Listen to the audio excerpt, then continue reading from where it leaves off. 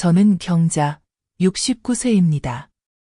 저는 그들에게 900만 엔을 주었고 그들은 나이 들어서 우리에게 기대지 마세요 라고 말했습니다. 그리고 저와 인연을 끊었습니다. 저는 그냥 미소를 지으며 그들에게 계약서를 건넸습니다. 그들은 떨기 시작했습니다. 제 이야기를 계속하기 전에 여러분이 어디에서 이 영상을 보고 계신지 알고 싶어요. 댓글에 위치를 남겨주세요. 가족의 배신에 맞서는 이야기를 더 듣고 싶다면 좋아요 버튼을 누르고 구독해주세요. 다음에 무슨 일이 일어났는지 보시면 조심스러운 사랑이 어떻게 잔인한 정의의 교훈으로 변할 수 있는지 알게 될 거예요. 저는 평생을 A회사 행정부서에서 근무하며 법무와 인사 업무를 한치의 소홀함 없이 처리했고 65세에 정년퇴직하며 충분한 복지와 소박한 연금을 받아 노후를 준비했습니다. 그와는 별개로 조용히 모아둔 자금이 있었는데 아들 준호와 며느리 서연이 그 돈으로 집을 마련하고 가족을 이루어가는 모습을 지켜보는 것이 제 소망이었습니다. 준호가 서연과 결혼했을 때 저는 망설임 없이 결혼식 비용 전액 거의 200만 엔을 부담했고 그들이 미국으로 신혼여행을 간다고 하자 또 100만 엔을 선물로 주었습니다. 남편을 15년 전 갑작스러운 병으로 잃고 10대 아들과 함께 정서적, 경제적으로 홀로 남았던 저에게 그들의 행복을 지원하는 것이 제게 남은 유일한 의미였습니다. 그들이 시학교 근처에 2층 집을 찾았지만 계약금이 900만 엔 부족하다고 했을 때도 저는 망설이지 않고 다음날 아침제 퇴직금에서 전액을 이체했습니다. 서연은 따뜻하게 저를 꼭 안아주었고 준호는 악수를 하며 엄마, 이 은혜 절대 잊지 않을게요 라고 말했습니다. 그런데 3일 뒤 준호가 예고 없이 제 아파트에 찾아와 팔짱을 낀 채 마치 판결을 내릴 듯한 자세로 앞으로는 저를 개인적인 일에 더 이상 관여시키지 않겠다고 기대하게 하거나 비현실적인 기대를 만들고 싶지 않다며 차분하고 단호하게 말했습니다. 마치 제가 그저 가족의 일원으로 존중받는 것 이상의 무엇을 바랐던 것처럼요. 준호는 조금의 미안함도 없이 경계선을 만들고 싶다며 앞으로는 저와 연락도 만남도 최소화하겠다고 했고 그 경계에는 서류에 서명하거나 도움을 요청할 때만 연락한다는 내용이 포함되어 있었습니다. 저를 놀라게 한 것은 그의 말에 냉정함뿐만 아니라 마치 저를 40년간 혼자 키워온 어머니와의 단절이 정기 구독 해지처럼 아무렇지 않게 느껴진다는 점이었습니다. 무엇이 달라졌냐고 묻자 그는 이제 어른이 되어가고 있고 가족의 의무로 인한 감정적 부담을 지고 싶지 않다고만 했습니다.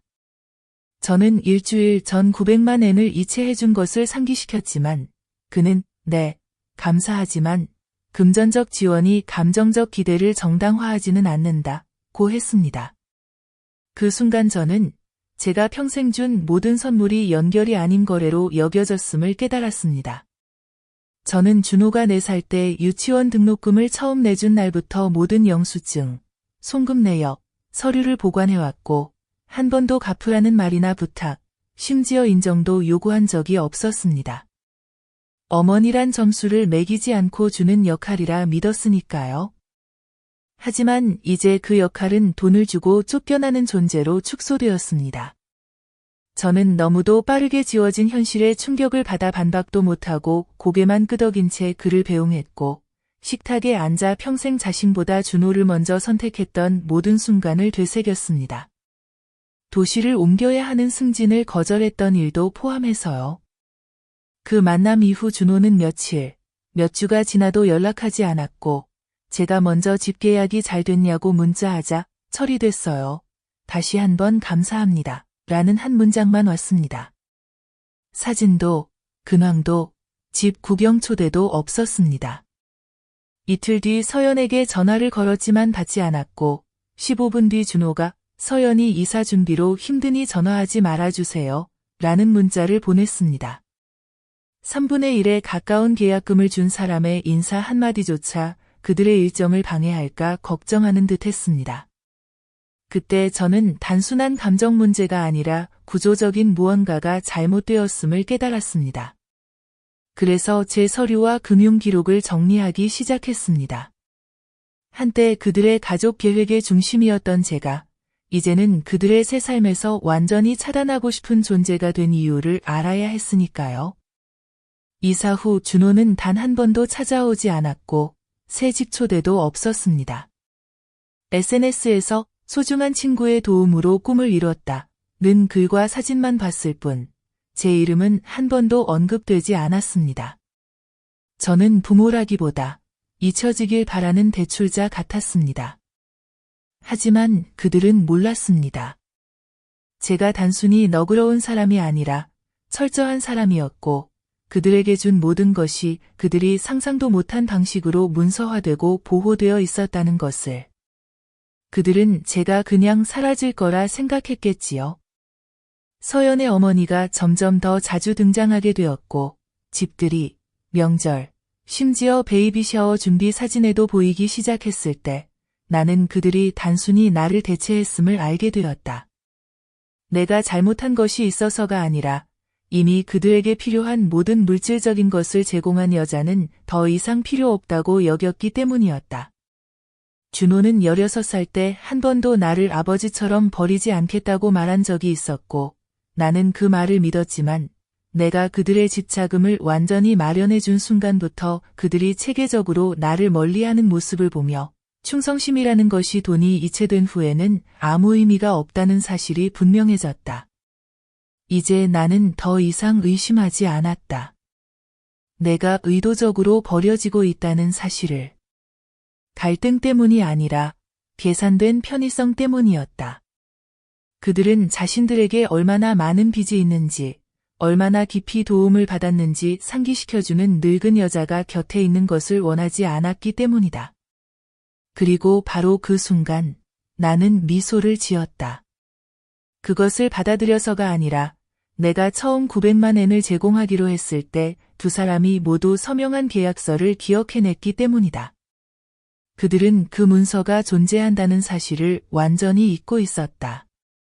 나는 그 계약서를 직접 작성했고 내 책상에서 출력해서 캐비닛의 비폴더에 보관했다. 그 안에는 만약 그들이 가족관계 유지를 중단하거나 노후의 돌봄을 거부할 경우 재정적 증여가 법적 이자와 추심이 부과되는 상환 대출로 전환된다는 내용이 명확하게 적혀 있었다.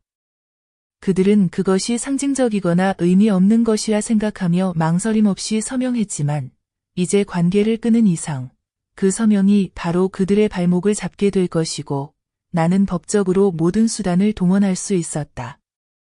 나는 그들의 삶에서 지워진 후 정확히 6일이 지난 뒤 초대받지 않았지만 그들의 집을 찾았다.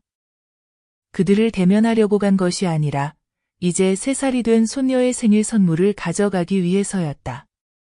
그들이 나를 어떻게 대하든 아이는 특별한 날에 할머니의 사랑과 존재를 받아야 마땅하다고 믿었기 때문이다.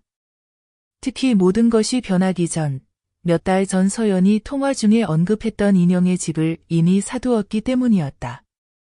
나는 그들의 집 앞에 서서 포장된 선물을 두 손에 들고 초인종을 누르며 준호의 이름을 불렀다.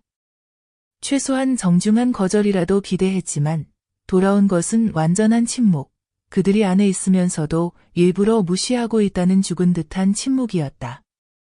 그들의 차가 진입로에 주차되어 있었고 옆 유리창 너머로 두 번째 신발 한 켤레가 보였다. 나는 서연의 이름을 이웃이 들을 만큼 크게 불렀다. 내가 아이의 얼굴을 보기 위해, 생일 축하 인사를 하기 위해, 선물을 건네고 아무것도 바라지 않고 떠나기 위해 왔다는 걸 듣게 하고 싶었기 때문이다. 하지만 아무도 문을 열지 않았고 대신 2층 커튼이 살짝 움직였다가 다시 멈추는 것이 보였다. 나는 패배감에 물러서지 않으려 20분 더 서 있었다. 그러나 거의 모르는 이웃이 나와서 방금 전까지 뒷마당에서 서연과 준호가 빨래를 널고 있었다고 말하는 것을 듣고 그들이 단순히 바빠서 깜빡해서가 아니라 의도적이고 잔인하게 자신들이 무엇을 하고 있는지 완전히 인식한 채 나를 피하고 있다는 사실을 깨달았다. 마침내 서연의 목소리가 인터폰을 통해 들려왔을 때 나는 한 번도 들어본 적 없는 차가운 어조로 더 이상 환영받지 못하는 사람이라며 초대 없이 오지 말아달라고 했다. 그 순간 그들의 계획의 마지막 조각이 맞춰지는 것을 느꼈다. 단순히 내 돈을 받고 거리를 두는 것이 아니라 그들에게 이익이 되지 않는 한 아예 내가 존재하지 않았던 것처럼 행동하기 위해서였다. 그녀가 내가 아이에게 나쁜 영향을 끼친다며 더 이상 가족으로 여기지 않는다고 했을 때 나는 울지도 소리치지도 따지지도 않았다.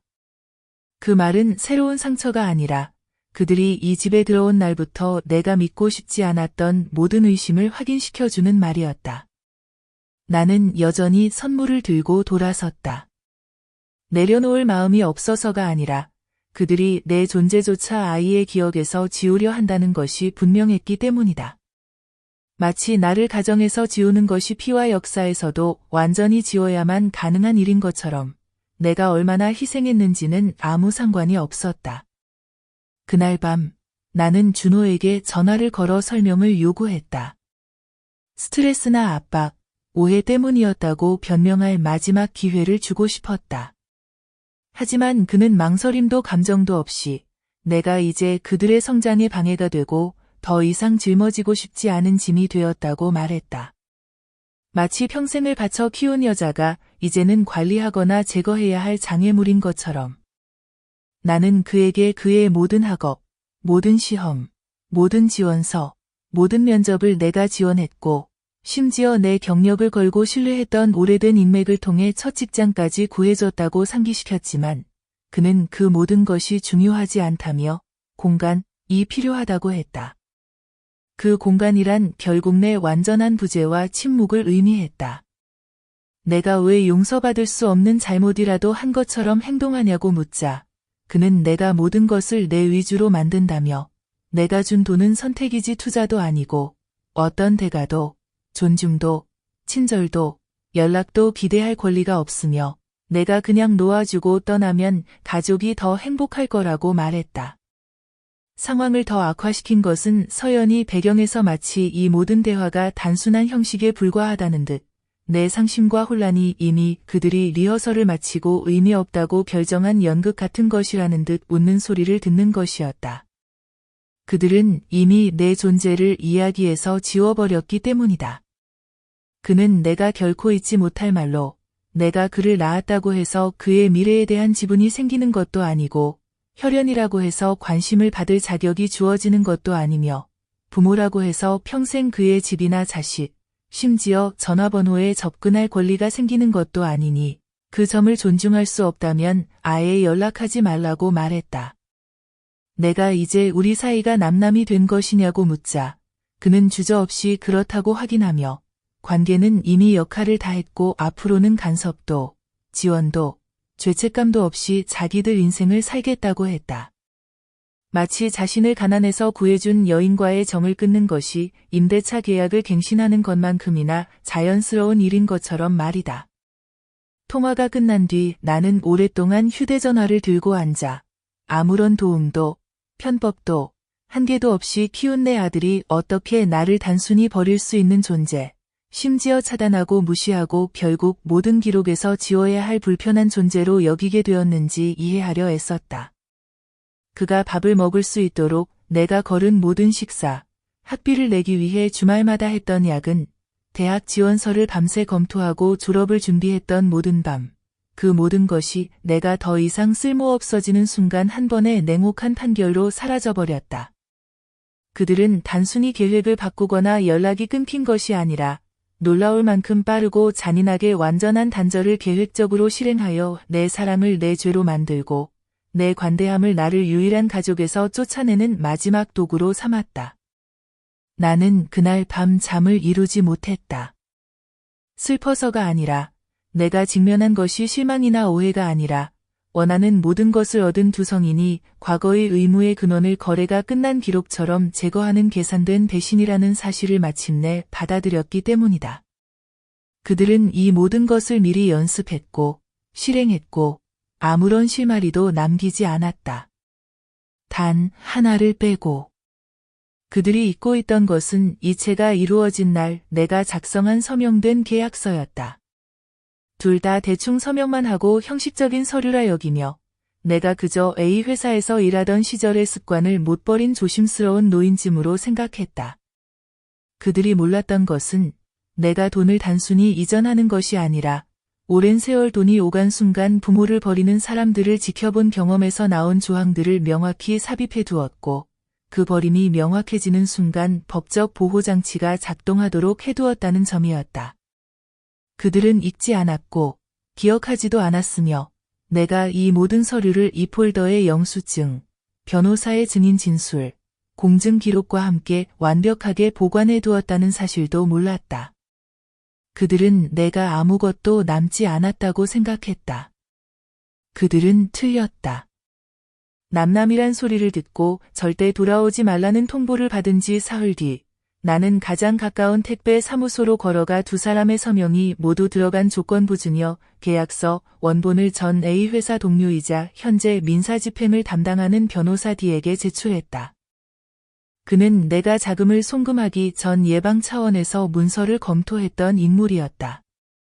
그들이 새로 얻은 자유를 만끽하며 내가 대부분 자금을 댄 집에서 호사를 누릴 때 나는 법률 자문인과 마주 앉아 내 아들과 며느리가 단순히 연락을 끊은 것이 아니라 나를 지니자 해로운 영향이라 선언했으며 이는 계약서 사조에 따라 즉각적인 전액 상환과 6.21로부터 연이율 이자를 촉발한다는 설명을 하고 있었다.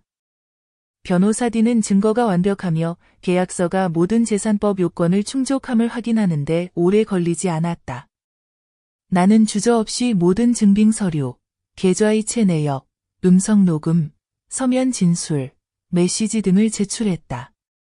이는 불신 때문이 아니라 A 회사에서 서류가 빠진 순간 사람들이 약속을 잊는다는 교훈을 뼈저리게 배운 뒤 평생 기록을 남기는 습관이 되었기 때문이다. 다음 주 월요일 아침, 내용 증명 요구서가 그들의 등기 주소로 발송되었고 수령시 서명이 필요했다.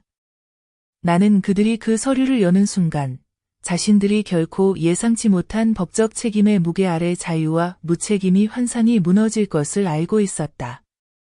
오전 10시 22분, 서연이 직접 서명한 수령 확인이 되었고 나는 침착하게 후폭풍을 기다렸다. 오전 11시 9분, 준호의 이름이 휴대전화 화면에 뜨며 전화가 왔다. 나는 복수심이 아니라 책임이 닥쳤을 때 사람들이 얼마나 빠르게 과거를 왜곡하려 드는지 알고 있었기에 책상 위 녹음기를 켜고 전화를 받았다. 준호의 목소리는 떨리고 있었고 그는 그 편지가 무슨 뜻이냐고 물으며 그런 하부는 전혀 몰랐다고 주장했다. 이는 그가 내 앞에서 휴대폰을 보며 나를 믿는다고 말하면서 서명한 문서에 얼마나 신경을 쓰지 않았는지를 증명할 뿐이었다. 이제 그 신뢰는 맹목적인 방임으로 변해버렸다. 나는 차분하고 단호한 목소리로 내가 집 구입 자금을 약속대로 지원했음을 상기시켰고 이제는 그가 나에게 사라지라고 말하고 손주를 볼 권리를 부정한 순간 즉 계약서가 명확히 가족 부양 의무 위반으로 규정한 조건을 그가 어겼음을 상기시켰다. 그는 결코 나를 버릴 생각이 없었고 자신이 한 말들은 분노에서 나온 것이거나 오해였다고 주장했지만 나는 감정적 폭발이 서명된 계약상의 의무에 대한 유효한 방어가 될 수 없음을, 특히 위반이 반복적이고 지속적이며 여러 명의 증인과 녹음으로 입증된 경우에는 더욱 그렇다고 알렸다. 그때 서연이 전화를 받아 그들에게 그런 돈이 없다고 소리치며 내가 그들을 함정에 빠뜨렸다고 비난했다. 만약 그 뻔뻔함이 아니었다면 우스웠겠지만 아무도 그녀에게 친절을 가장하거나 내 은퇴 자금에 접근하기 위해 감사한 척하라고 강요한 적이 없었고 돈이 입금된 후에는 문을 닫아버렸다. 그녀는 내가 그들의 인생을 망치려고 한다고 했고 계약이 불공정하고 일방적이라고 주장했지만 나는 그녀가 자발적으로 서명했고 그로부터 전적으로 이득을 보았으며 그녀의 유일한 의무는 내 지원이 필요할 때 반복해서 약속했던 것처럼 나를 존중하고 가족으로 대하는 것뿐임을 상기시켰다. 준호는 끼어들어 다시 생각해달라고, 아이를 생각해달라고, 이것이 아이의 인생에 어떤 영향을 줄지 생각해달라고 애원했지만 나는 그 아이의 세계에서 할머니를 지운 사람이 바로 그였으며 그 결과로부터 그들을 지켜줄 법적 의무는 내게 없다고 말했다. 그는 돈을 갚을 수 없고 이미 주택담보대출 상환에 힘들고 서연의 직장도 불안정하며 이 일로 모든 것을 잃을 수 있다고 했고 나는 31일 이내에 빚이 상환되지 않으면 법원 강제 집행을 진행하겠다고 확인했다. 나는 더 이상의 논의 없이 전화를 끊고 대화 전체를 음성 증거로 기록했으며 변호사 D에게 전체 보고서를 이메일로 보냈다. 변호사 D는 수신을 확인하고 상환이 기한 내에 이루어지지 않을 경우 자산 압류를 시작하기 위한 모든 서류를 준비하겠다고 약속했다. 그 후 4주 동안 나는 추가로 5번의 전화, 3통의 이메일, 그리고 친척 2명으로부터 재고해달라는 메시지를 받았다. 그들은 내가 너무 가혹하다고, 가족 문제는 법정에서 해결할 일이 아니니 용서하고 잊으라고 했지만 아무도 내가 손주 인생에서 배제되고 만기된 거래처럼 취급받을 때 곁에 있지 않았다. 그들은 내가 자비를 베풀기를 바라면서도 수개월간의 침묵, 계산된 무시, 그리고 내가 평생 지원해온 이들에게서 받은 의도적인 잔혹함을 외면했다. 나는 화해를 위한 모든 방법을 다 써본 뒤에야 행동에 나섰다는 사실을 그들은 인정하지 않았다. 변호사 D가 32일째 되는 날 자산 압류와 급여 가압류를 위한 법원 신청서를 접수했을 때 그는 그들의 은행 계좌에 채무를 상환할 충분한 잔고가 없다고 알렸고 우리는 집에 대한 유치권 설정과 서연의 직장, 준호의 아르바이트 소득에 대한 급여 가압류를 요청하기로 했다. 일주일 후 준호가 다시 전화해 목소리가 완전히 달라져 거의 애원하듯이 청구를 철회하고 집을 지키게 해달라고 이미 주택담보대출이 연체 직전이고 갈 곳이 없다고 했다. 나는 차분하게 그가 나를 원치 않는다고 선언하고 다시는 오지 말라고 한순간에 그 집의 권리를 포기한 것임을 상기시켰다. 그는 만약 모든 것을 잃는다면 평생 나를 용서하지 않겠다고 자신의 아들에게 이런 짓을 할 수 있냐고 했고 나는 이미 내 아들을 위해 할 수 있는 모든 것을 했으며 이제는 나 자신, 내 존엄성, 그리고 충성이 보장이라고 믿으며 허비한 세월을 위해 무언가를 하고 있다고 말했다. 나는 여전히 책상 서랍 속 손녀의 옛 그림을 볼 때마다 울고 그들이 다시는 보내지 않을 사진을 휴대폰에서 확인한다는 말을 하지 않았다. 이제는 더 이상 아픔이 아니라 정의와 결과, 그리고 마침내 돈이 아닌 한 인간으로서 존중받는 문제였기 때문이다. 그들은 내가 침묵할 것이라, 나이가 많아 행동에 나서지 않을 것이라, 내 권리를 행사하지 않을 것이라, 배신에 맞서 스스로를 지키지 않을 것이라 잘못 생각했다. 하지만 나는 단순한 어머니가 아니라 40년간 원칙을 지키고 청렴을 보호하며 매 단계를 정확히 기록해온 여자였다. 지금 나는 내가 늘 해온 대로 사람들이 내린 선택에 책임을 지게 하고 있을 뿐이었다. 그들이 마침내 대가를 치르는 순간 아무리 울어도 말이다. 강제집행 서류가 승인된 지 2주 후 변호사 D는 법원이 준호와 서연의 자산에 대한 강제집행을 허가했으며 집등기부의 유치권이 설정되어 압류 절차가 시작되었다고 확인했다. 해당 부동산은 여전히 은행위에 2,700만 엔의 미상환 주택담보대출이 남아있었기에 미지급 잔액과 내 청구가 법적 심사에서 충돌하는 순간 그들은 즉각적으로 압류 위험에 처하게 되었다.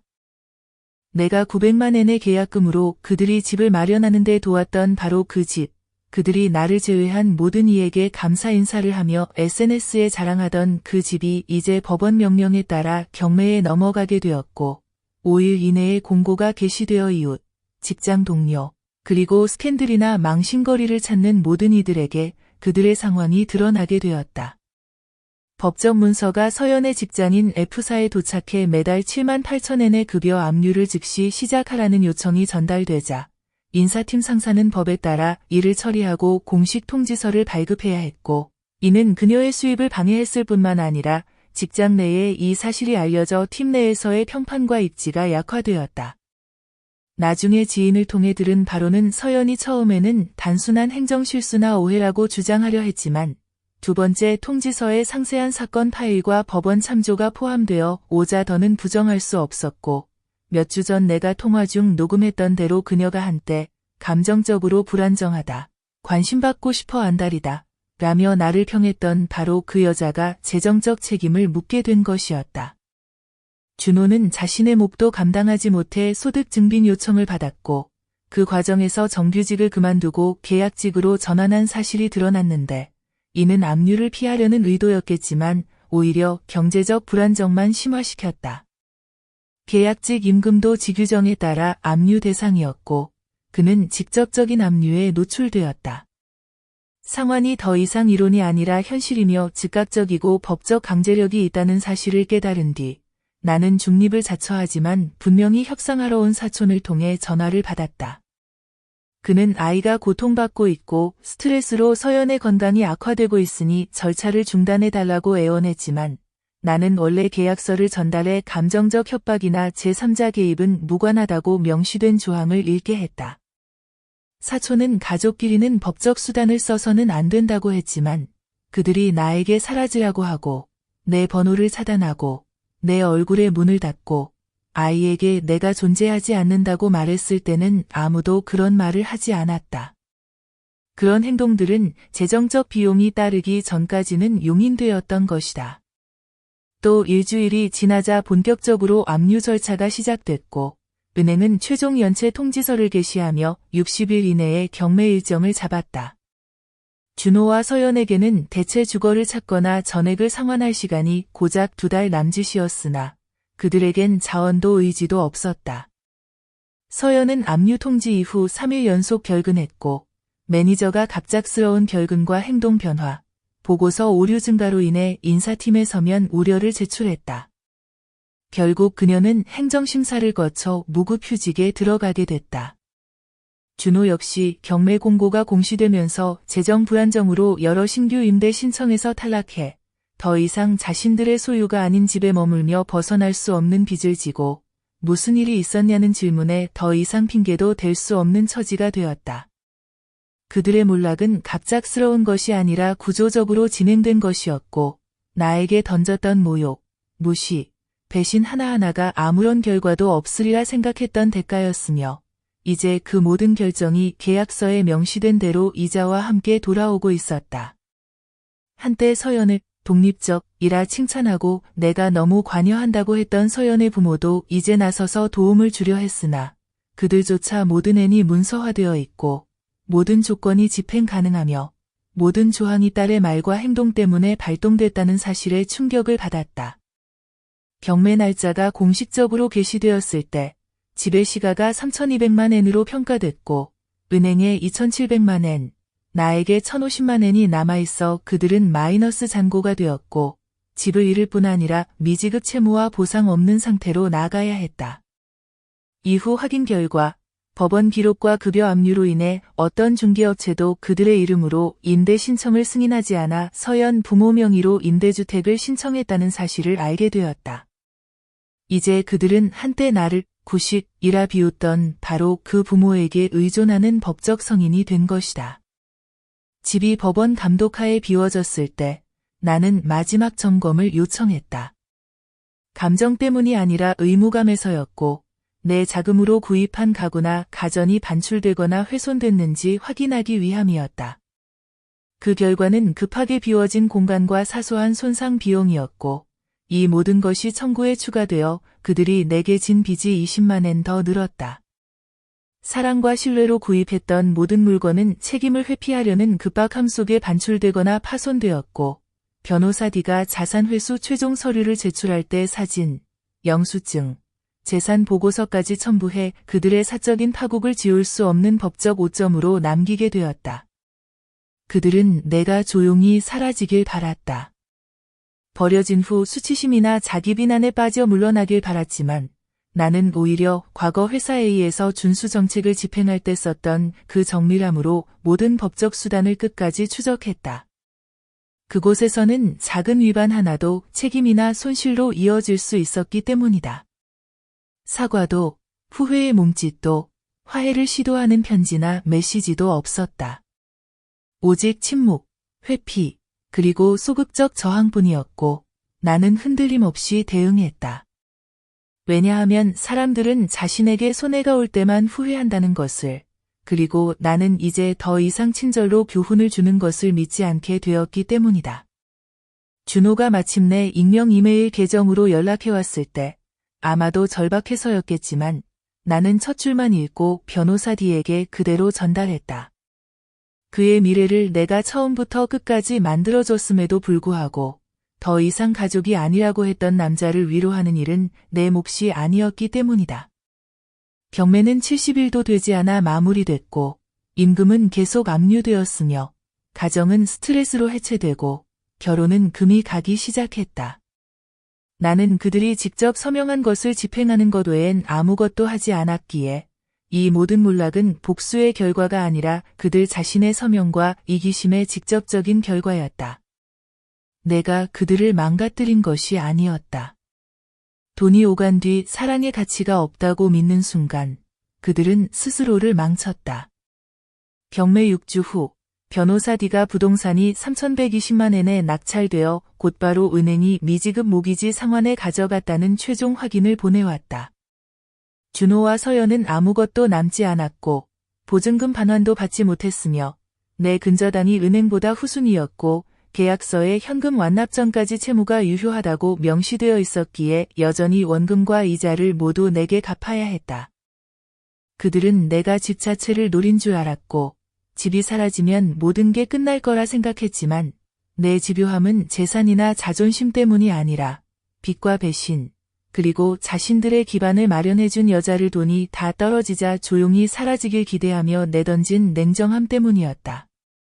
2주 후 준호가 비공개 번호로 다시 전화를 걸어왔고 나는 받지 않았지만 그는 절박함과 은근한 협박이 섞인 음성 메시지를 남겼다.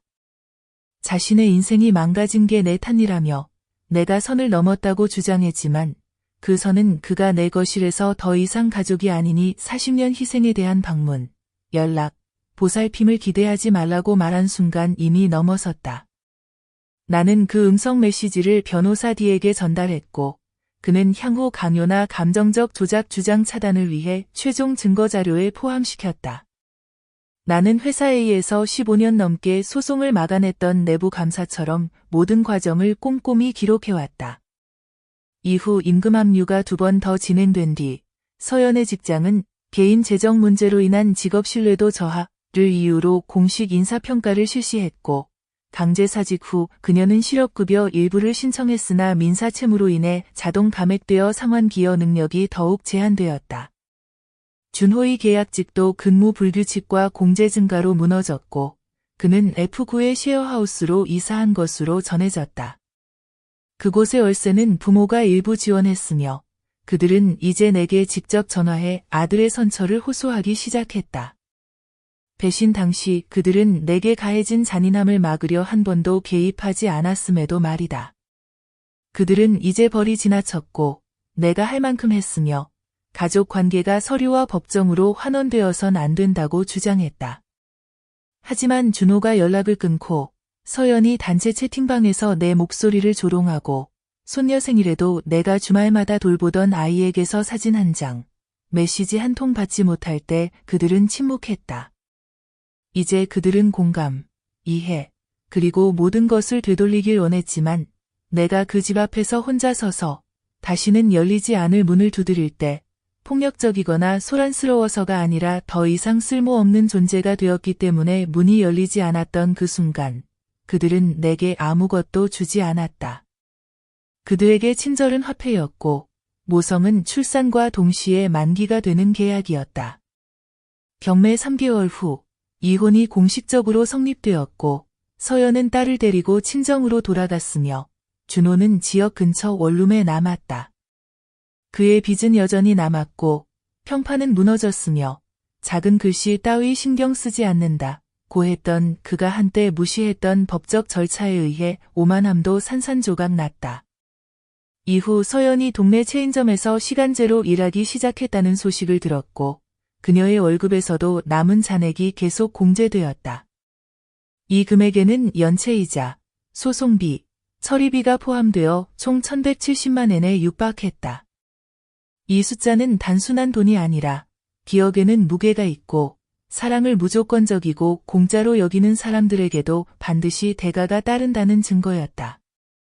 서로 아는 사람들 사이에서는 준호가 다시 연애를 시도했지만 잠재적 파트너들에게 자신의 재정적 부채를 공개해야 했고, 그 결과 사회생활을 재건하려는 여러 번의 시도가 실패로 돌아갔다는 소문이 돌았다.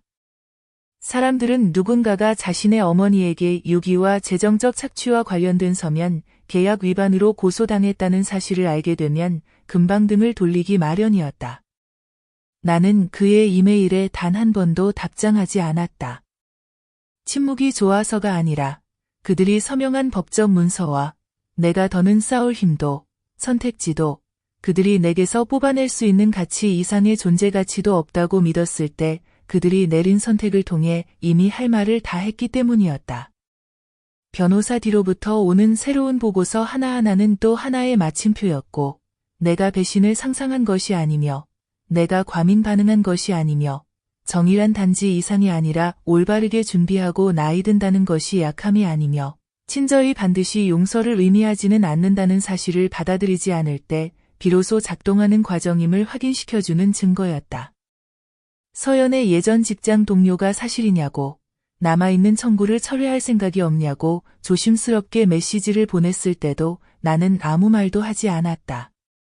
사람들은 자신이 초래한 피해가 예상치 못한 결과로 되돌아올 때에야 비로소 자비를 구하기 때문이다. 준호와 서연은 내가 계약을 집행할 거라는 생각을 한때 비웃었다.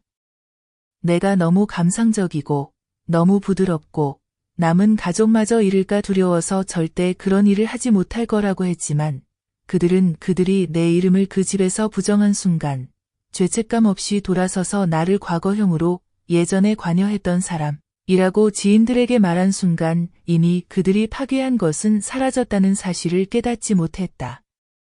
사실 나는 그들을 완전히 사랑했고 맹목적으로 신뢰했고 인정 한마디만을 바라고 내가 가진 모든 것을 다 주었다. 그러나 그들이 더 이상 나를 필요로 하지 않게 되자 그 충성심은 침묵과 거짓, 그리고 결국 그들에게 큰 대가를 치르게 할 법적 무지 속에 묻혔다. 그들은 나를 인생에서 지우고 내 기여를 하찮게 여긴 순간 우리 관계의 조건을 스스로 선택했고 나는 그저 때가 왔을 때 그 조건을 지키도록 한 것뿐이었다. 모든 조항을 집행하고 모든 권리를 보호한 것은 복수가 아니라 생존을 위한 선택이었다. 그들은 나에게 약함, 후회, 후퇴를 기대했지만 내가 준 것은 결과, 침묵, 그리고 그들의 배신의 정확한 대가였다. 그것은 검은 잉크로 선명하게 인쇄된 금액과 더는 외면할 수 없는 마감일로 나타났다. 최종 압류대금이 정산된 지 5달 후 남은 채무가 강제이자와 함께 계속 불어날 때 나는 H은행에서 대부분의 예금을 인출하고 법원이 인정한 배상금을 일시불로 이체해 24시간 의료 지원과 입주자 프라이버시 정책이 보장된 사설 요양시설 제2에 내 자리를 확보했다. 다시는 내 유용함에 따라 애정을 주는 사람에게 의존하지 않아도 되도록 말이다. 나는 2년간의 전액 서비스 및 직접 케어 계약서에 서명했고 이는 내 연금과 남은 저축, 그리고 준호와 서연에게서 회수한 1170만 엔으로 전액 충당되었다. 입소 담당자가 비상 연락처나 방문 가족이 있냐고 물었을 때 나는 망설임 없이 없음이라고 썼다. 나를 버린 사람들은 우연히 사라진 것이 아니라 선택과 잔인함, 탐욕으로 내 곁을 떠난 사람들이었기 때문이다. 오리엔테이션 책임자가 혹시 입원이나 사망 시 수혜자를 지정하겠냐고 정중히 물었을 때 나는 변호사 뒤 앞으로 봉인된 봉투를 제출했고 모든 유산 문제를 법적 경로로만 처리하라는 구체적인 지시를 남겼다. 준호와 서연은 완전히 배제했다. 마지막으로 그들에게 내 서명을 맡겼을 때 그들은 그 서명을 자신들의 편의를 위해 관계를 끊는 구실로 삼았기 때문이다. 첫 달 안에 나는 새로운 일상에 적응했고 성인이 되어 부모의 모든 것을 가져가고 사라진 자녀들에게 착취당하고 버려진 비슷한 사연을 가진 입주자들을 만났다. 나는 누군가가 직접 물어볼 때만 조용히 내 경험을 나눴다. 동정을 바라는 것이 아니라 경계 없는 사랑은 결국 착취로 이어진다는 사실을 분명히 하기 위해서였다. 직원 중 한 명, 내가 처음 A 회사에 입사했을 때의 나를 떠올리게 하는 젊은 여성이 자신의 어머니가 오빠의 대출에 공동 서명을 해주고 이제는 재융자 압박을 받고 있다고 털어놓았다. 그녀가 내 생각을 물었을 때 나는 내 원본 계약서에 빈 사본을 건네주며 읽고 복사하고 가족이라고 해서 반드시 나를 지켜줄 거라고 절대 가정하지 말라고 말했다. 몇 달이 흐르자 내 법적 사례는 자녀들에게 소가 재정적 파탄에 이른 다른 입주자들에게 참고 사례가 되었다. 자녀들은 수표가 결제될 때까지 미소를 짓다가 돌봄이 불편해지면 곧 사라졌다. 나는 계획하지 않았지만 점차 무언가 이상할 때, 요청이 납득되지 않을 때, 혹은 이게 공정한가요? 라고 묻고 싶을 때 사람들이 찾아오는 사람이 되었다. 원장은 나중에 내 문서화가 3명의 입주자가 착취성 인출을 막고 부채 기반 계약을 재협상하며 수십 년간 단 한 번의 불평도 없이 부모가 해온 모든 희생을 외면한 채 죄책감을 무기로 삼는 자녀들에게 조종당하지 않도록 도왔다고 말했다. 나는 한 번도 준호나 서연에게 연락하지 않았다. 명절에도 마찬가지였다. 그들이 내가 더 이상 그들의 이야기의 일부가 아니라고 분명히 했기 때문이고 나는 손녀의 생일에조차 볼 수 없게 된 손녀의 소식이나 접근을 구걸할 생각이 없었기 때문이다. 은퇴 후 내 주말을 다시 살아있게 해주던 유일한 소리가 손녀의 웃음소리였던 적도 있었지만 말이다. 먼 친척을 통해 준호가 수리점에서 아르바이트를 하고 있고 서연은 아직도 친정에서 딸과 한 방을 쓰며 학교 준비물조차 겨우 마련할 만큼 빠듯하게 살고 있다는 소식을 들었을 때 나는 기뻐하지도 않았고 그렇다고 동정심도 느끼지 않았다.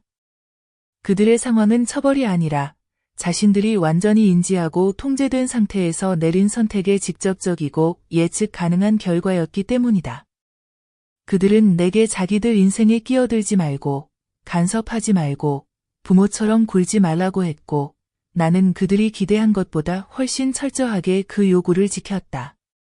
왜냐하면 나는 그들과 달리 내 약속을 지켰으니까. 그것이 법정에서 판사 앞에 서서 더 이상 내 아들을 가족으로 인정하지 않는다고 선서하며 진술하는 일이었을지라도 말이다. 아들은 이미 내가 그의 독립을 막는 경제적 장애물에 불과하다고 선언했으니 나는 그들이 서명한 모든 합의서 사본을 이행 완료 의무라는 폴더에 따로 보관했다. 내 건강 서류와 은퇴 포트폴리오 옆에 두었다. 누군가 내가 너무 심했다며 문제를 제기한다면 나는 그냥 원본 서류를 내밀고 날짜, 서명, 타임스탬프가 모든 것을 말해주게 할 것이다. 피해자가 부모일 때는 아무도 왜 배신이 일어났는지 묻지 않는다. 사회는 엄마가 모든 것을 용서하고 조용히 견디기를 기대하기 때문이다. 하지만 나는 굴욕을 통해 무조건적인 용서는 반복된 상처만 부른다는 것, 배신 후의 침묵은 은총이 아니라 다시 이용될 약점으로 해석된다는 것을 배웠다. 제2시설의 행정직원이 명절 가족 행사에 참석할 의향이 있냐고 물었을 때 나는 거절하고 가족이 없는 저소득 노인 입주자 5명에게 케어 패키지를 기부하겠다는 신청서를 제출했다. 가치를 아는 이들에게 주는 것이 내 아이에게 내가 낯선 사람이라 했던 이들에게 애정을 구걸하는 것보다 낫기 때문이다. 제2시설에 입주한 지 6개월째, 나는 신규 입주자 오리엔테이션 때 한 달에 한 번씩 내 이야기를 들려주는 세션을 허락했다. 나는 감정이 아니라 문서로 내 이야기를 들려주며 경계는 잔인한 것이 아니고 계약은 차가운 것이 아니며 한계를 지키는 것은 사랑에 대한 배신이 아니라 존엄에 대한 방어임을 보여준다. 나중에 들은 바로는 내 이야기를 들은 2명의 입주자가 이전에 자신들을 조종했던 가족에게 6자리 금액의 송금을 보류하기로 결정했고 둘 다 입주한 후 처음으로 자신의 은퇴 생활을 스스로 통제하고 있다고 느꼈다고 했다. 나이가 들었다고 해서 항복하는 것은 아니고 사랑이란 사라질 때까지 주는 것이 아니라는 것을 이제야 이해하게 되었기 때문이다. 준호는 한때 내가 구식이고 너무 체계적이고 신뢰와 감정으로 처리해야 할 일에 너무 심각하다고 했지만 신뢰는 내가 준 것이고 체계는 나를 구한 것이며 진지함은 그의 거짓과 권리의식을 한 번에 하나씩 법적으로 무너뜨린 것이었다. 사실 그들은 내가 반격할 거라고는 생각하지 못했다. 나는 평생 그들을 위해 싸워왔고 밤낮을 일하고 휴가도 미루고 은퇴도 늦추며 그들이 나와 함께할 인생을 시작할 수 있도록 도왔으니까. 하지만 그들이 안정감을 느끼자마자 출연진 명단을 다시 쓰고 나를 빼버렸다. 그들이 잊은 것은 점심을 싸주고 집세를 내주고 한밤중에도 전화를 받아주던 그 여자가 동시에 회사 계약서를 작성하고 소송을 방어하고 그들의 주택담보대출보다 큰 자산을 지키는 내부 감사를 해왔다는 점이다. 그리고 나 자신을 지켜야 할 때 나는 수년간 남에게 가르쳐온 모든 기술을 주저없이 썼다. 나는 그들 이야기의 악인이 아니었다. 다만 내 이야기의 바보가 아니게 되었을 뿐이다.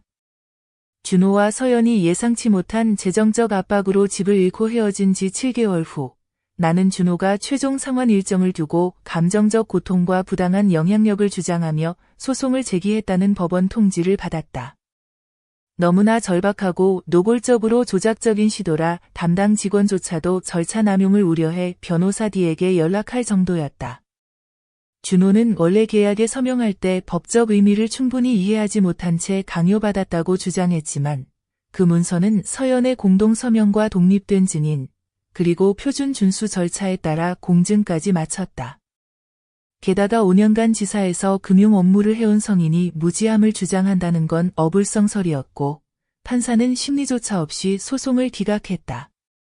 기각 결정이 내려지자 준호의 의무는 법적 방해 시도를 반영해 갱신되었고 구조에 따라 추가 연 4% 이자가 미납찬에게 부과되어 총 채무는 1220만 엔을 넘게 되었다. 그들이 나를 상대로 지연과 악의적 행동을 할 때마다 그 금액은 계속 불어났다. 책임을 받아들이는 대신 준호는 간접적인 경로를 통해 계속 불만을 제기했으며 그 중에는 내가 사기와 노인 착취를 저질렀다고 요양원 행정실에 이메일을 보낸 것도 포함되어 있었다. 이로 인해 시설 제의는 내부 윤리 조사를 실시해야 했고 나는 모든 원본 문서, 증인 진술서, 그리고 법적 서류를 제출하여 내가 취한 모든 조치가 내 권리 내에서 이루어졌으며 계약 위반이 확인된 사실에 근거했음을 다시 한번 입증했다. 조사는 나를 모든 잘못으로부터 해명해줬을 뿐만 아니라 준호에게 거짓 주장으로 거주자를 괴롭히는 행위가 민사위법 행위로 기록 및 신고될 것임을 경고하는 역통보를 촉발시켰고 이로써 그는 자신의 배신의 결과를 피하기 위해 제도적 위협을 사용하는 능력을 사실상 상실했다. 이후 나는 다른 거주자의 딸로부터 서연이 나를 법원이 그녀의 수입을 압류하도록 조작했고 내가 그녀의 가족을 파괴하려는 원한에 찬 여자라고 주장하며 이전 동료 3명에게 돈을 빌리려 했다는 사실을 들었다. 그러나 그 동료 중 한 명은 이미 온라인에서 공개된 법원 서류를 읽고 그녀의 거짓말을 바로잡았고 이로 인해 서연은 직장에서 망신을 당하고 고립되었다. 그녀는 2주 후 사직했는데 이는 법적 집행 때문이 아니라 그녀의 행동이 사회적으로 드러났기 때문이었다. 한때 그녀의 독립성을 칭찬하던 사람들이 어떻게 노부모에게서 900만 엔을 가져가고 가족처럼 대해달라는 요구의 범죄자 취급을 할 수 있냐고 의문을 품기 시작했기 때문이다. 8개월이 끝날 무렵 준호는 나에게가 아니라 시설 제2의 원장에게 가족 화해를 위한 중재를 요청하는 편지를 보냈다. 이 용어는 너무나도 명백하게 불성실하고 금전적 이익에 의한 동기임이 드러났기에 원장은 그것을 바로 D 변호사에게 전달했고 변호사는 모든 소통은 법률 대리인에게 해야 하며 어떤 비공식 회의도 어떤 조건에서도 허용되지 않는다는 공식적인 중지 통보로 대응했다. 그들이 원한 것은 화해가 아니라 접근권이었다. 그들의 빚은 더 이상 감당할 수 없었고 사회적 관계망은 붕괴되었으며 명성은 중상모략이 아니라 문서, 계약서, 그리고 그들이 한때 내가 보존할 힘도 예지력도 없을 거라 생각했던 통화에서 직접 남긴 파렴치한 말들로 인해 망가졌다. 준호의 장모, 즉 모든 가족 사진과 행사에서 나를 대신한 그 여자는 발신번호가 차단된 전화로 익명으로 나에게 전화를 걸어 아이들, 용서해달라고 애원했다. 그들은 감당이 안 되고 정고, 자신들이 끼친 감정적 상처를 몰랐다는 것이 그녀의 논리였다. 그러나 나는 이미 낯선 사람, 짐, 나쁜 영향력이라고 불렸고 한때 내 배제를 그들의 가족 평화를 위한 필수 단계로 여겼던 사람과 더 이상 엮일 이유가 없었다. 그들이 한 모든 일, 처음의 해고부터 냉담한 침묵, 닫힌 문 뒤에 조롱 섞인 웃음, 거만한 SNS 캡션, 손녀를 보지 못하게 한 계산된 거부까지 모두 이제는 그들이 결코 피할 수 없는 결과의 연대표에 새겨졌다. 모든 배신의 순간이 그들이 미루거나 부정할 수 없는 금전적 용어로 번역되었기 때문이다. 이 모든 일에서 유일하게 순수한 아이, 그 아이는 이제 내가 악당, 그들의 집을 빼앗은 통제적인 할머니, 자기 피를 고소한 이기적인 여족장으로 각색된 이야기를 들으며 자라고 있다. 하지만 언젠가 그 아이가 자라서 공개 기록을 접하고 진실을 직접 읽게 될 것이고, 그때 나는 곁에 없겠지만 기록들은 남아 있을 것이다. 서연은 심리적 학대를 빙자한 금전적 강압을 주장하며 지역 민원 사무소에 별도의 고소를 시도했고, 임금 압류 명령을 중단시키길 바랐다. 그러나 계약서와 집행명령에 대한 예비 검토 후 그녀의 주장은 보복성으로 간주되어 기각되었고, 법적 자원을 개인적 원한에 남용할 가능성이 있다는 경고가 그녀의 기록에 남았다. 이후 나는 D 변호사에게 서연이 받을 예정이던 세금 환급금에 대한 유치권을 행사하도록 승인했고, 민사 채권 회수의 표준 집행 절차에 따라 해당 금액은 내 계좌로 직접 이체되어 미지급 금액을 약간 줄였지만 그들의 경제적 독립성은 더욱 옥죄어졌다. 준호는 이제 여러 공과금이 연체되고 법원 기록으로 인해 저금리 개인 대출 자격도 상실했다. 그는 부채 관리 워크숍에 참석하고 지역 커뮤니티 센터의 재활 프로그램을 문의하기 시작했지만 그 어떤 서비스도 계약을 무효로 하거나 판결을 취소하거나 그가 내 침묵과 함께 사라질 거라 생각했던 빚의 이자를 멈출 수 없었다. 그는 한때 내가 현대 육아가 요구하는 것을 결코 이해 못할 약한 노인이라고 했지만 이제 그는 성장한 남자가 되어 내 부엌 식탁 너머로 웃으며 서명했던 바로 그 계약서를 어떻게 살아남아야 하는지 낯선 이들에게 묻고 있었다. 그가 한때 불필요하다며 비웃고 의미 없다고 여겼던 그 계약서가 이제 그의 인생 모든 한계를 규정하는 유일한 문서가 되었다. 나는 그의 몰락을 기뻐한 것이 아니라 나 자신을 지킬 권리를 확인한 것이었다.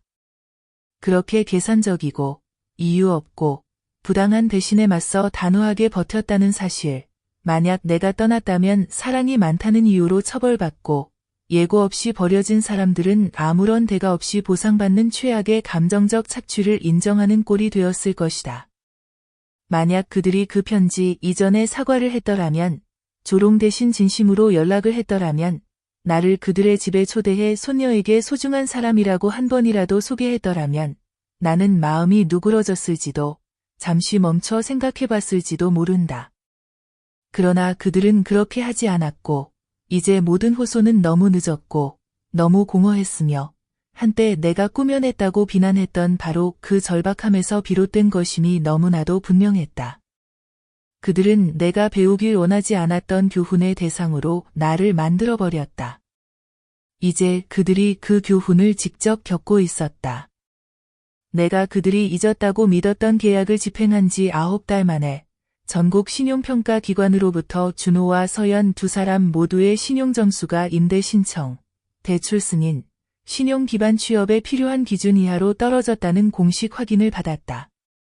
이는 그들의 이름이 내 기록에서뿐만 아니라 그들이 한때 아무런 책임 없이 성인 생활을 영위하던 모든 금융 시스템에서 이제는 경고 신호가 되었다는 의미였다.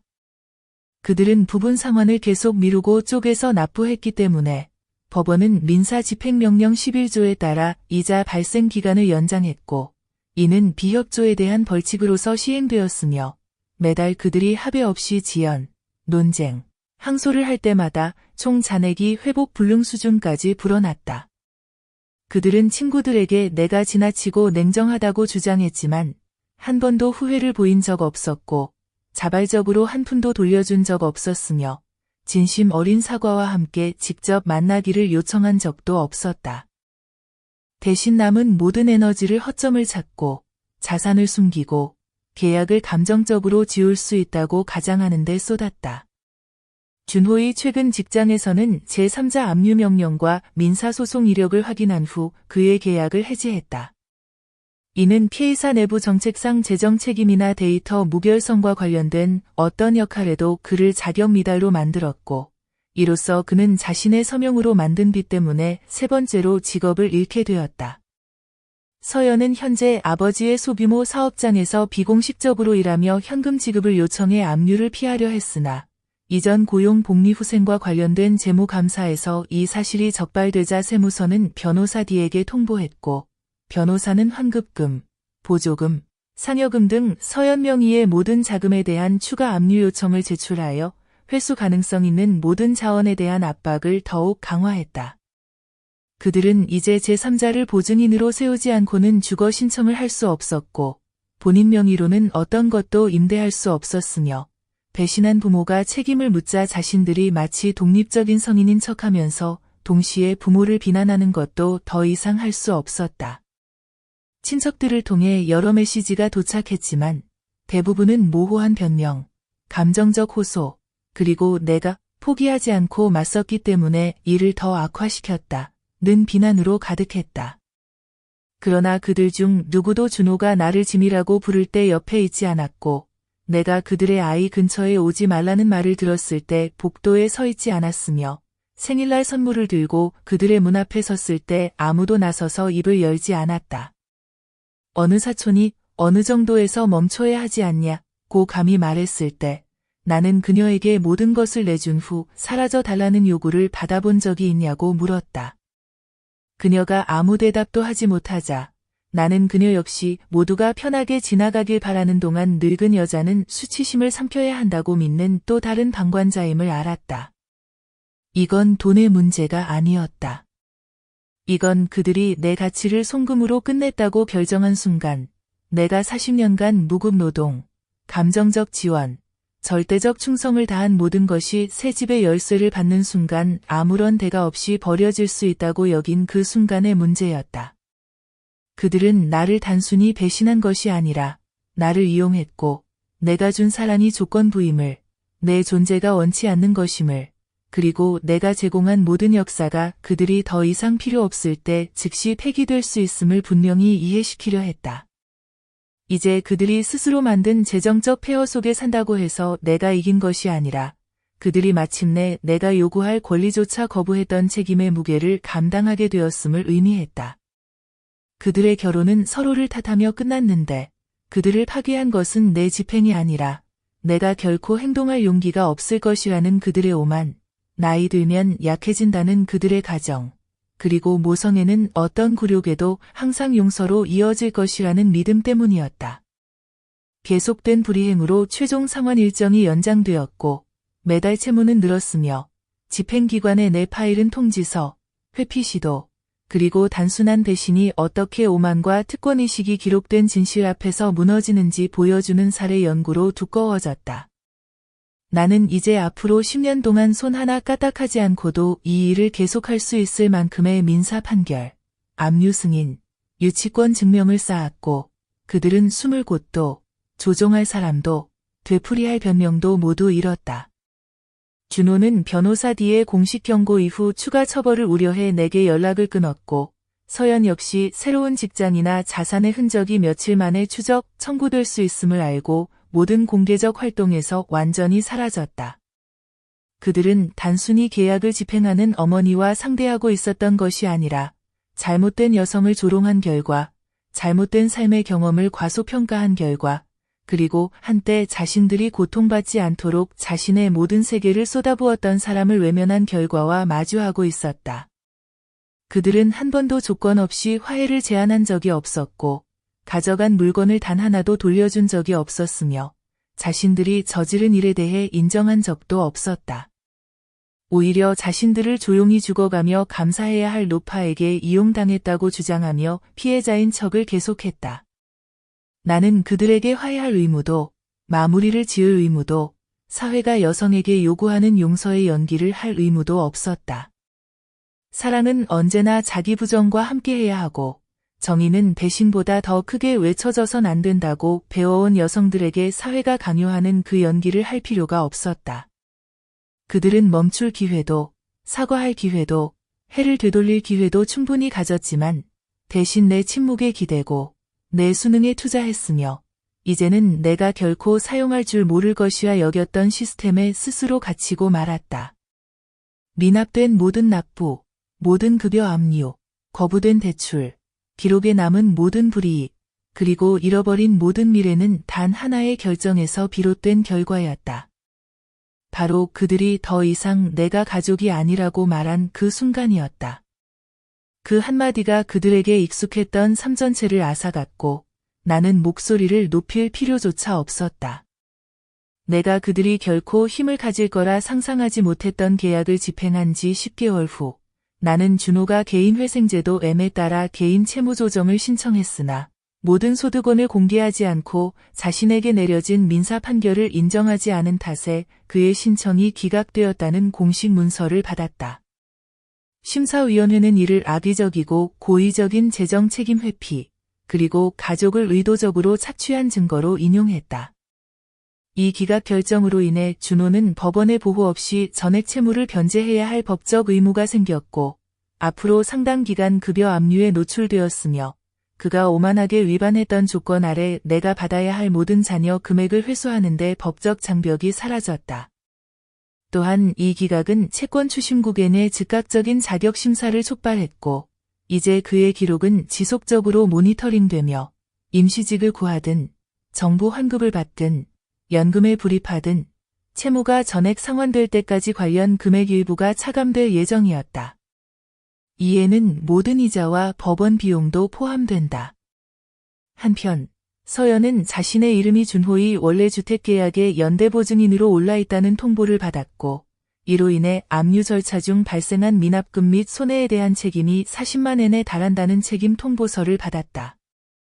그녀는 자신이 이런 사실을 몰랐다고 주장했으나 동의서 위조를 주장하며 제출한 서면의 필체와 시간 표시는 기존 문서와 일치했고 법원 감정인이 진위 여부를 확인하자 이에 제기는 기각되어 또 다른 사기 행위의 사례로 사건 기록에 추가됐다. 진행 내내 침묵하던 준호의 부모는 마침내 연락을 해왔으나 사과도 경위 설명도 아니었다. 오히려 가족의 명예를 더럽히고 문제 많은 젊은이를 보호하기는커녕 공개적으로 망신을 줬다고 나를 비난했다. 그들은 준호를 보호해야 할 진짜 부모가 그랬듯 나도 그래야 한다고 주장했지만 정작 준호를 보호해온 유일한 사람이 바로 그가 돈을 다 쓰자마자 내던진 나라는 사실은 컨비니언트리 잊고 있었다. 그들은 평화와 품위를 구했지만 내가 사라지길 요구받았을 때, 내 존재가 불편함으로 취급받았을 때, 그리고 내 손녀가 내가 더 이상 가족이 아니라고 통보받았을 때 그 품위는 어디 있었는가? 내가 실패해서가 아니라 모든 경제적 의무를 다했기에 더 이상 쓸모가 없어졌다는 이유였다. 나는 그들의 요청에 아무런 답도 하지 않고 그 메시지를 곧바로 변호사 D에게 증거로 보관해달라고 전달했다. 왜냐하면 당신을 버린 사람들은 대개 사과하러 돌아오는 것이 아니라 그들의 배신이 자신들에게 피해를 주기 시작할 때 그 피해를 막으려 돌아오기 때문이다. 곧이어 서연의 가족이 사적인 온라인 모금 캠페인을 통해 자금을 모으려 했다는 통보를 받았다. 그녀는 자신이 노인 재정학대의 피해자라고 주장했으나 내 전직 동료 2명이 법원 서류를 직접 확인한 뒤 이 글은 조용히 신고되어 삭제됐고 기부자를 속이려는 허위 정보로 보관되었다. 그들의 캠페인은 폐쇄됐을 뿐만 아니라 호스팅 플랫폼에서 그녀의 이름과 연관된 모든 향후 시도를 차단하도록 내부 경고가 발령돼 동정심의 기대빗에서 벗어나려던 또 다른 길마저 차단됐다. 나중에 지역사회 담당자를 통해 준호가 급여 압류를 피하려고 타인의 이름으로 부업을 했으나 그의 실명이 국가사회보험 데이터베이스에 의해 적발되어 다시 드러났고 이로 인해 준호는 정부 벌금이 추가로 부과됐으며 앞으로 자영업자로서 받을 수 있는 보조금도 줄어들었다는 사실을 알게 되었다. 그는 이제 나에게만 빚진 것이 아니라 시스템 자체에 빚을 지게 되었다. 한때 자존심으로 가득 찼던 남자는 이제 자신이 내 미래에 무관하다고 선언한 후 저지른 모든 지름길과 거짓말을 입증하는 서류 더미에 빠져 허우적거리고 있었다. 서연은 자신의 이름으로는 안정적인 직장을 유지할 수 없어 결국 사촌이 운영하는 작은 사업장에서 시급제로 일하게 되었고 불규칙한 현금 봉투로 급여를 받았지만 그마저도 채무 회피자로 분류된 이들을 감시하는 채권 추심팀의 감시에서 그녀를 보호하기에는 충분하지 않아 그녀의 모든 거래가 압류의 위험에 노출되었다. 한때 그들의 새 집을 축하해 주었던 모든 사람들, 내가 비용을 댄 샴페인과 함께 사진을 찍었던 친구들, 가족 모임에서 내가 밀려나는 것을 묵묵히 지켜보던 친척들 모두는 집이 팔리고 결혼이 무너지고 법정 서류와 진술서, 정보 제출 문서에서 진실이 드러나 더 이상 은폐하거나 삭제할 수 없게 된 순간 사라졌다. 나는 그들이 한 일에 대해 단 한 번도 공개적으로 언급한 적이 없고 SNS에 폭로하거나 그들의 이름을 망치려 한 적도 없다. 법적 절차만으로 충분했고 그들의 몰락이 조용히 펼쳐지는 모습이 어떤 복수의 연기보다 더 정직하다고 믿었기 때문이다. 이제 서연 부모님 댁 근처의 학교에 다니는 그들의 아이는 더 이상 내 이름을 집안에서 언급할 수 없게 되었는데 이는 한 생일 파티에서 그녀가 왜 할머니를 본 적이 없냐고 묻자 복잡한 사정이 있다는 답을 들었다는 우리 공동의 지인을 통해 알게 된 사실이었다. 진실을 말한다면 그녀의 부모가 어떻게 한때 그녀에게 미래를 열어주었던 관계를 파괴했는지 드러날 수밖에 없었기 때문이다. 나는 언젠가 그녀가 내 이름을 검색하고 기록과 판결문, 제출 서류, 그리고 내가 무엇을 했는지뿐 아니라 왜 그렇게 했는지 설명하는 타임라인을 발견하게 될 것임을 알고 있었다. 그때 그녀는 복수를 꿈꾸는 분노한 여성이 아니라 한때 한없이 사랑했으나 쓸모가 다해 버림받은 엄마를 발견하게 될 것이다. 준호와 서연은 단순히 내 돈을 가져간 것이 아니라 의도적으로 나를 지워버렸고 확신을 가지고 나를 조롱했으며 그들의 자유를 가능하게 해준 바로 그 사람을 버리면서도 자신들이 무엇을 남기고 가는지 똑똑히 알았다. 이제 그 자유는 그들 스스로 만든 감옥이 되었다. 그들의 몰락은 소송이나 서명 때문이 아니었다. 나를 존재에서 지워버리고 깨끗이 떠날 수 있다는 믿음 때문이었고 그 믿음은 이제 모든 신용조회, 구직 면접, 대출 신청, 그리고 과거가 배신을 묻으려 했던 것을 결코 잊지 않는다는 모든 순간마다 그들을 따라다니게 되었다. 내가 침묵하면 사라질 것이라 믿었던 계약을 집행한 지 11개월 만에 변호사 뒤로부터 준호와 서연이 공식적으로 부처의 연체 상환자 명단에 등재되었다는 최종 문서를 받았다.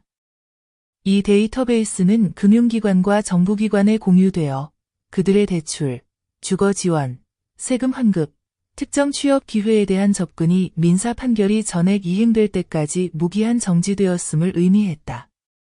그들은 모든 항소를 소진했고 체면을 지키며 문제를 해결할 기회도 모두 무시했으며 죄책감을 협상카드로 삼으려 모든 관계를 동원했고 기본적인 검증에도 무너지는 거짓 이야기를 만들어냈다. 그러나 단 한 번도 배신을 인정하지 않았고 잔인함에 대해 사과하지 않았으며 부끄러움 없이 가져간 것의 일부라도 돌려주지 않았다. 남은 사적 자산, 은행 연동보험, 휴면 예금, 공동명의 차량의 압류를 승인하는 마지막 집행통지서에 서명할 때 나는 주저함이 없었다.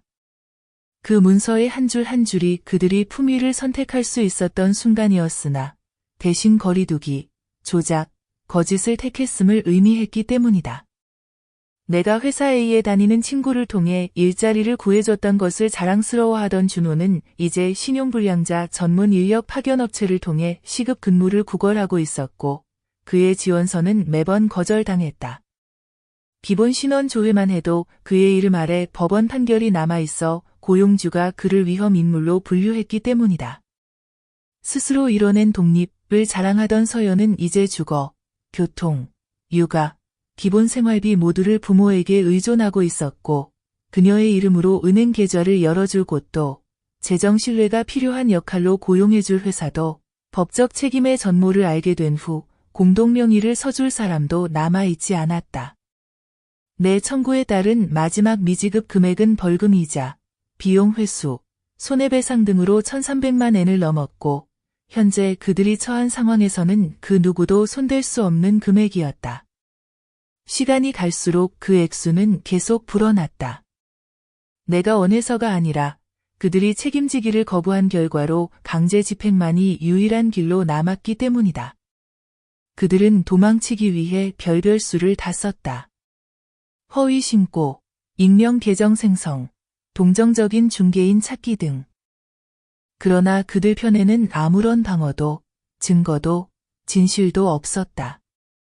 내가 이미 오래전부터 이 상황을 대비해왔고, 배신이 엔화와 시간, 잃어버린 신뢰로 측정될 때 어떤 모습인지 그들이 깨닫기도 전에 준비해두었기 때문이다.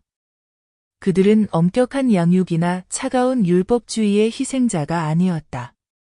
그들은 자신들의 오만함, 즉 나이가 들면 연약해진다는 믿음에서 비롯된 오만함, 사랑은 대가 없이 얻을 수 있고 충성심도 아무런 결과 없이 버릴 수 있으며 어머니의 역할은 수표가 처리되고 문이 닫히면 끝난다고 믿는 그 오만함의 희생자였다. 나는 그들에게 나를 은행이 아닌 한 사람으로 대해줄 기회를, 솔직하게 말할 기회, 벼랑 끝에서 한 발짝 물러설 기회, 그들이 가져간 것을 돈이 아닌 존중으로 돌려줄 기회를 모두 주었지만 그들은 침묵을 무기로 삼고 거리를 정상화하며 자신들을 키우고 먹이고 지원하고 지켜준 여자가 한 번도 존재하지 않았던 것처럼 행동하기로 선택했다. 그래서 내가 시설 제2의 마지막 관리자와 마주 앉아 내 유산 기록을 갱신할 때 나는 가족을 수혜자로 지정하지 않았고 모든 남은 자산을 노인 학대 예방기금과 한부모 여성 주거 지원 사업에 나누어 지정했다. 그리고 내가 남긴 유산이 나를 지운 사람들에게 두 번째 기회를 주는 것이 아니라 목소리가 필요한 이들에게 첫 번째 방어막이 될 것임을 알고 서류에 서명했다. 나는 그 결정을 원한이 아니라 명확함에서 내렸다.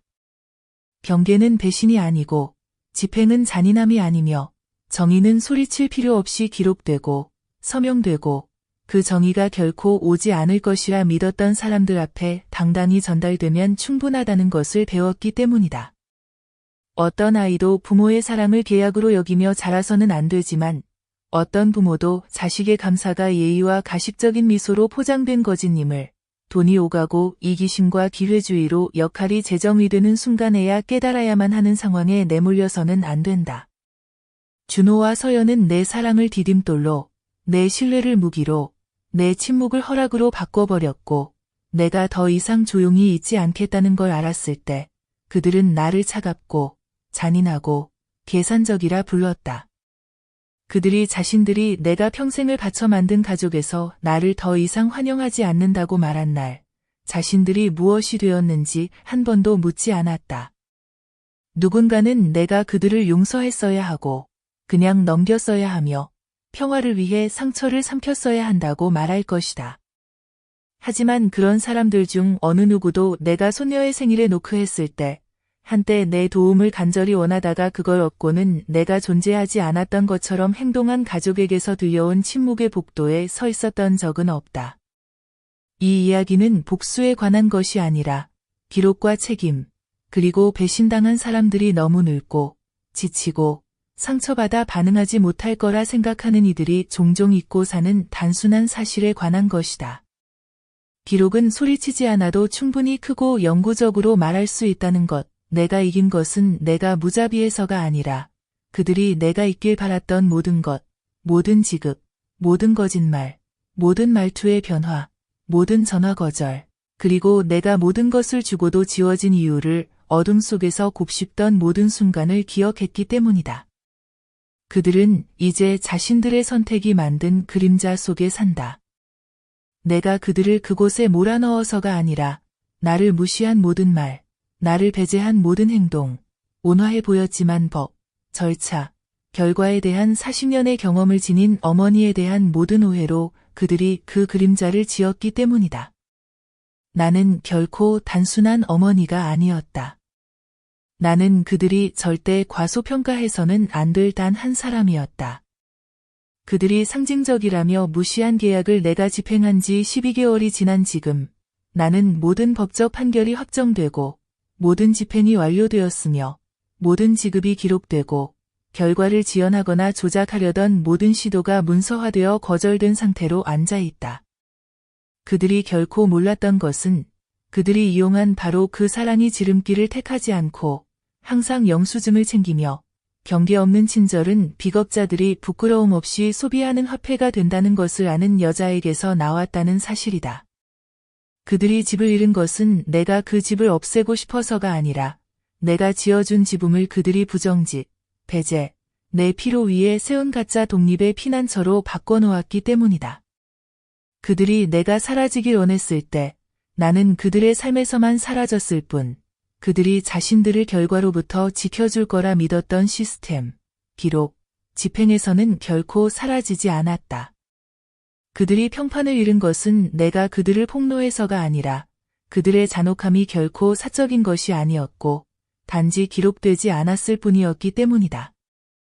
계약이 드러나고 증거가 펼쳐지자 반쪽짜리 진실과 연출된 피해자 코스프레로 조작하던 그들의 서사는 누구도 심지어 한때 나에게 신뢰 위반을 다루는 법을 가르쳐준 기관조차 부정할 수 없는 사실 더미로 무너졌다.